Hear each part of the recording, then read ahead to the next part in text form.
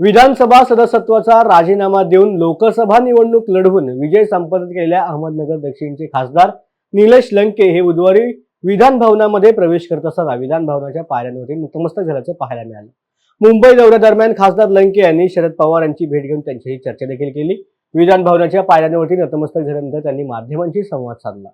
या विधान भवनामध्ये त्या ठिकाणी पदार्पण झाले आणि 4.5 वर्ष या विधान भवनामध्ये अतिशय चांगल्या पद्धतीचे अनुभव आले आणि खऱ्या अर्थाने समाजाची सेवा करण्याची संधी मला त्या माझ्या मायबाप जनतेने दिली आणि त्या संधीचं सोनं याच विधान भवनामध्ये या करण्याचा मी त्या ठिकाणी निश्चित प्रयत्न केला आणि एक समाधानकारक काम येणाऱ्या 4.5 वर्षामध्ये माझ्या हातून झालं।